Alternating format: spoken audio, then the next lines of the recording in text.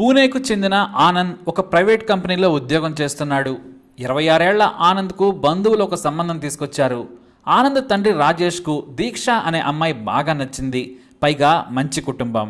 చదువుకున్న దీక్ష తమ ఇంటికి కోడలిగా రావాలనుకున్నాడు. ఇటు ఆనంద్ కూడా 6 ప్యాక్ బాడీతో సాలిడ్గా ఉంటాడు. పెళ్లి చూపుల్లో ఒకరిని ఒకరు ఇష్టపడ్డారు. కానీ దీక్ష మాత్రం ఒకసారి పెళ్లి కొడుకుతో మాట్లాడాలనుకుంది. అందుకు ఆనంద్ ఒప్పుకున్నాడు. ఒక గదిలోకి వెళ్లిన తర్వాత దీక్ష నేలనే చూస్తూ కొత్త పెళ్లి కొడుకు కళ్ళలోకి చూడలేక సిగ్గుతో నేను నీకు నచ్చానా అని అడిగింది. నువ్వు నాకు నచ్చావు కాబట్టే ఎంతసేపు మీ ఇంట్లో ఉన్నాను, లేదంటే ఆలోచించుకొని చెబుతానని వెళ్ళిపోయేవాడిని. మీ కుటుంబం నాకు బాగా నచ్చింది, నువ్వు అంతకంటే నచ్చావు, మరి నేను నచ్చానా అని ఆనంద్ అడిగాడు. నచ్చావని తల ఎత్తినట్లు ఎత్తి సిగ్గుతోనే చెప్పేసింది. ఆమె మాటలు ఆమె సిగ్గు చూసి ఆనంద్ తెగ సంతోషించాడు. ఇద్దరూ కూడా కాసేపు హాబీస్ గురించి మాట్లాడుకున్నారు. పెళ్లి చూపుల్లోనే దీక్ష ఆనందులు ప్రేమల్లో పడ్డారు. ఇక గది నుంచి బయటకు వచ్చిన తర్వాత మేమిద్దరం ఒకరికి ఒకరు నచ్చుకున్నామని ఓపెన్ గా చెప్పాడు ఆనంద్.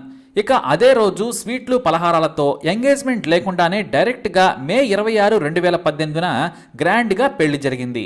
ఇక పెళ్లిలో మాత్రం దీక్ష ఏ మాత్రం సిగ్గుపడకుండా భర్తతో కలిసి స్టెప్పులేసింది. అందరితో సెల్ఫీలు కూడా దిగింది. అంతేకాదు ఆనంద్ తండ్రి ఏర్పాటు చేసిన రిసెప్షన్ లో సైతం దీక్ష తెగ సంతోషంగా అందరితో కలిసిపోయింది. ఆనంద్ సైతం ట్రెడిషనల్ బట్టల్లో మెరిసిపోయాడు. మొత్తానికి మేడ్ ఫర్ ఈచ్ అదర్లా ఉన్న జంటకు బంధువులంతా పండగలా పెళ్లి చేశారు. దీక్ష తండ్రి భారీగా కట్నం ఇచ్చుకొని కనీసం 54 తులాల బంగారాన్ని కనుకగా ఇచ్చాడు. ఎందుకంటే తన కూతురి బరువు 54 కిలోలని చెప్పి మరి గోల్డ్ ఆర్నమెంట్స్ తో కూతురుని ముంచెత్తాడు. నేను బంగారంలా పెంచుకున్నాను, నా కూతురును నీ చేతుల్లో పెడుతున్నానని ఆనంద్ను పట్టుకుని బోరున విలపించాడు. నేను మీ కూతురును ప్రేమగా చూసుకుంటానని ఆనంద్ భరోసా ఇచ్చాడు. అయితే ఆనంద్ కుటుంబం ఆచారం ప్రకారం పెళ్లి తర్వాత వరుసగా 3 రోజులు 3 రకాల వేడుకలుంటాయి. రిసెప్షన్ తర్వాత 2 రోజులు పూజలుంటాయి. ఆ తర్వాత ఒక రోజు పెళ్లి కూతురు ఇంట్లో భోజనాలు, ఆ తర్వాత మళ్ళీ పెళ్లి కొడుకు ఇంట్లో దగ్గరి బంధువులందరికీ భోజన పలహారాలు పెడతారు. ఇలా 7 రోజులు వేడుకలు ముగుస్తాయి. 8వ రోజు కొత్త జంటకు శోభనం ఏర్పాట్లు చేస్తారు. అందుకే పెళ్లి ముహూర్తానికి శోభనం దినానికి సమయం కుదరాలి, లేదంటే మరో మంచి రోజు చూసుకుంటారు. ఇక దీక్ష ఆనందుల శోభనం కూడా అలానే ఫిక్స్ చేశారు. పెళ్లైన 9 రోజుల లోపే శోభనం పూర్తి కావాలి. అయితే తమ ఇంట్లో ఏర్పాటు చేస్తామని ఆనంద్ తండ్రి చెప్పాడు. కానీ తామే కొత్త జంటను హనీమూన్కు పంపుతామని దీక్ష తండ్రి చెప్పాడు. అందరూ సరేనన్నారు. జూన్ 1, 2018 మహాబలిపురంలోని ఖరీదైన హోటల్లో హనీమూన్ ఫిక్స్ అయింది. 4 రోజులు 3 రాత్రులు ఎంజాయ్ చేసేందుకు అంతా దీక్ష తండ్రి ఏర్పాట్లు చేశాడు. జూన్ 1 కారులో స్వయంగా ఆనంద్ తన కారు నడుపుతూ తన భార్యను పక్క సీట్లో కూర్చోబెట్టుకుని పూణే హైవేపై ఆనందంగా వెళుతున్నారు. ఇద్దరు కారులో కాసేపు ముద్దు ముచ్చట్లతో హాయిగా వెళుతున్నారు. మధ్యలో ఓ చోట రెస్టారెంట్లో కాసేపు ఆగి ఐస్ క్రీమ్ కూడా తిని మళ్లీ ప్రయాణం మొదలుపెట్టారు. సరిగ్గా మహాబలిపురం చేరుకుంటాము అనుకునే లోపే నాకు వాంతయ్యట్లుందని కారు ఆపమని కోరింది దీక్ష. నాకు జర్నీ పడదు, కాసేపు రోడ్డు పక్కన కారు ఆపమని కోరింది. సరేనని ఆనంద్ కారుని ఆపాడు.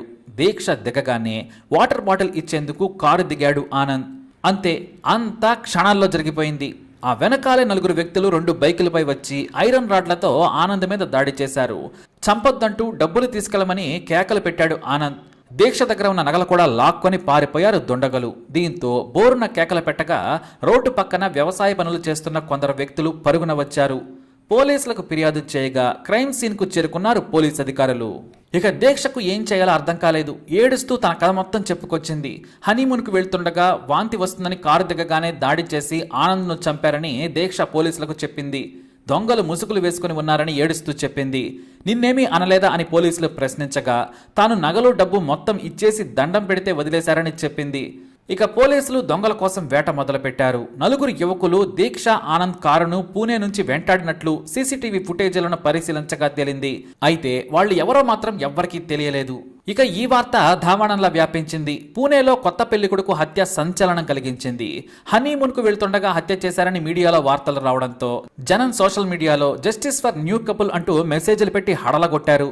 దీంతో సతారా క్రైమ్ బ్రాంచ్ కేసును టేక్ ఓవర్ చేసింది. ఇక ఆ టీం మొత్తం ఎంక్వైరీ చేసింది. అప్పుడే 2 సాక్షులు బయటపడ్డారు. క్రైమ్ జరిగిన లొకేషన్లో 2 సాక్షులు పూసగుచ్చినట్లు అసలేం జరిగిందో పోలీసులకు సమాచారం ఇచ్చారు. ఆ విషయాలు విని పోలీసులకు మతి పోయింది. ఇక ఆ 2 చెప్పిన దాని ప్రకారం చూసుకుంటే ఆ సమయంలో మొదట వర్షం పడడంతో పొలం దగ్గరకు చేరుకున్నాం. సరిగ్గా మేము పనులు చేసుకుంటూ ఉండగా ఓ కారు ఆగింది. మేము చెట్ల మధ్యలో కూర్చొని ఉన్నాం. ఆ తర్వాత కాసేపటికే ఎండొచ్చేసింది. కాసేపాగి వెళదాంలే అని మాట్లాడుకుంటూ ఉన్నాం.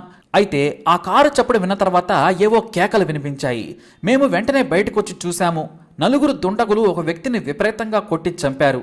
కానీ అతని పక్కన పట్టుచీరలో ఉన్న మహిళ ముందు ఏడవలేదు. వాళ్ళు ఆ వ్యక్తిని చంపుతుంటే దూరంగా నిలబడి చూసింది. ఆ తర్వాత వచ్చిన దొంగలతో ఏదో మాట్లాడి తన దగ్గరున్న నగలను ఇచ్చేసింది. అందులో ఒక వ్యక్తి కొత్త చీరలో ఉన్న ఆ మహిళను కౌగిలించుకుని వెళ్ళిపోయాడు. అందరూ బైక్పై వెళ్ళిపోగానే ఆమె ఏడవటం మొదలుపెట్టిందని చెప్పుకొచ్చారు ఆ ఇద్దరు సాక్షులు పూసగుచ్చినట్లు క్రైమ్ను వివరించడంతో డైరెక్ట్గా దీక్ష ఇంటికి వెళ్లి ఆమెను అదుపులోకి తీసుకున్నారు పోలీసులు. ఇక అప్పటికే పెళ్లై 9వ రోజు మాత్రమే దీక్ష తండ్రి క్రైమ్ బ్రాంచ్ పోలీస్ మీద విరుచుకుపడ్డాడు. నా బిడ్డ చనిపోయి ఏడుస్తుంటే మీరు ఆమెనే అనుమానిస్తారా అంటూ వారిని అడ్డుకునే ప్రయత్నం చేశాడు. కన్న బిడ్డకు పెళ్లి చేయగానే భర్త చనిపోవడంతో ఆయన ఆవేదనలో ఉన్నాడని కొంతమంది అధికారులు సర్ది చెప్పుకొచ్చారు. ఓ గంట సేపు ప్రశ్నలు అడిగి పంపిస్తామన్నారు. ఆ తర్వాత కూతురి వెంట స్టేషన్లకు తండ్రి కూడా వెళ్ళాడు. పోలీసులకు ముందు కహానీలు చెప్పింది దీక్ష. ఆ తర్వాత ప్రత్యక్ష సాక్షి చెప్పిన వివరాలను మొత్తం దీక్షకు చెప్పారు. దీంతో దాదాపు 12 గంటల విచారణ తర్వాత తానే ఆనంద్ను చంపించానని ఒప్పుకుంది. అసలు ఎందుకు చంపింది అనే దానిపై దీక్ష కూడా పోసకొచ్చినట్లు చెప్పింది. దీక్ష తమ కాలనీలో ఉండే నిఖిల్ అనే యువకుడిని ఇష్టపడింది. దాదాపుగా డిగ్రీ చదివే కాలం నుంచే వాళ్ళు ప్రేమించుకున్నారు. దీక్ష కేవలం నిఖిల్ను పెళ్లి చేసుకోవడం కోసం ఉద్యోగంలో జాయిన్ అయింది. ఆమెకు పెళ్లి సంబంధాలు చూస్తున్న తరుణంలో నిఖిల్తో ఉన్న తన ప్రేమ గురించి ఇంట్లో చెప్పింది దీక్ష. కానీ ఇంట్లో అస్సలు ఒప్పుకోలేదు. మన కులం వేరు, అతని కులం వేరు, పైగా నిన్ను ఆర్థికంగా సెటిల్ అయిన కుటుంబానికి ఇచ్చి పెళ్లి చేస్తానని దీక్ష తండ్రి చెప్పాడు. మమ్మల్ని కాదని నువ్వు వెళితే నేను ఆత్మహత్య చేసుకుంటాను. ఎందుకంటే నువ్వు నిఖిల్తో లేచిపోయిన తర్వాత ఈ కాలనీలో తలెత్తుకుని బ్రతకలేనని చెప్పి కన్నీళ్లు పెట్టుకున్నాడు. ఈ విషయంపై ఇంట్లో గొడవలు కూడా జరిగాయి. దీక్ష సోదరులు సైతం ఆమెకు గట్టిగా వార్నింగ్ ఇచ్చారు. ఏదో ఒక రోజు తమ ప్రేమను ఇంట్లో ఒప్పుకుంటారులే అని దీక్ష నిఖిల్ తమ స్నేహితుల సాయంతో ఒక గుడిలో రహస్యంగా పెళ్లి కూడా చేసుకున్నారు. అంతేకాదు, ప్రత్యేకంగా ఒక సింగిల్ బెడ్రూమ్లో ఫ్లాట్ తీసుకుని రహస్యంగా కాపురం కూడా మొదలుపెట్టేశారు. అయితే దీక్ష ప్రవర్తన అనుమానాస్పదంగా అనిపించడంతో ఆమె తండ్రి తొందరగా ఆమె లేచిపోకముందే పెళ్లి చేసి పంపేయాలనుకున్నారు. ఆ క్రమంలోనే ఆనంద్తో ఇచ్చి పెళ్లి నిశ్చయం చేశారు. కానీ తన తల్లిదండ్రుల ఆనందం కోసం ఒకసారి పెళ్లై కాపురం చేస్తూ కూడా తనలోని యాక్టింగ్ క్వీన్ని బయటకు తీసింది దీక్ష. పెళ్లి వేడుకలో హాయిగా ఎంజాయ్ చేసి ఏకంగా హనీమూన్ కోసం వెళుతూ కొత్త భర్తను హత్య చేయాలని ప్లాన్ చేశారు దీక్ష నిఖిల్.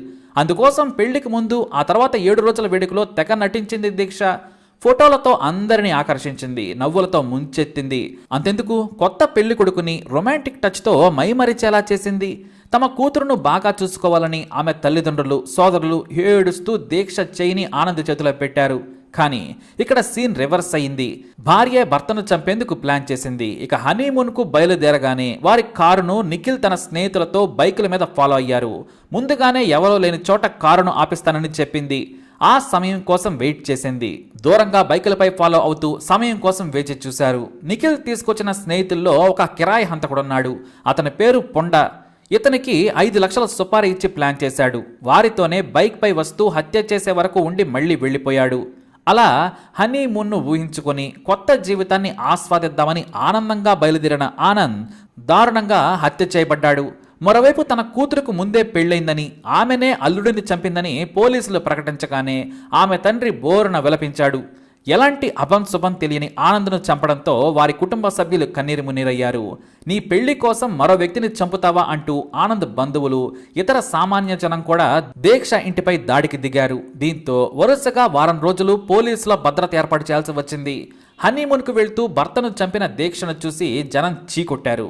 ఇలాంటి నీచురాలికి ఉరివేయాలని నినందించారు. అంతేకాదు, పెళ్లికి హాజరైన దీక్ష బంధువులు సైతం ఆమె తీరును చూసి అసహ్యించుకున్నారు. బంగారం లాంటి ఆనందను చంపిందని దుమ్మెత్తిపోశారు. మరి ఈ హనీమూన్ రాక్షస్కి ఎలాంటి శిక్ష పడాలి? మీ అభిప్రాయాన్ని కమెంట్ ద్వారా తెలియజేయండి. అలాగే ఇలాంటి ఇన్ఫర్మేషన్స్ కోసం వీడియోని లైక్ చేయండి, షేర్ చేయండి, మా ఛానల్ని సబ్స్క్రైబ్ చేసుకోండి.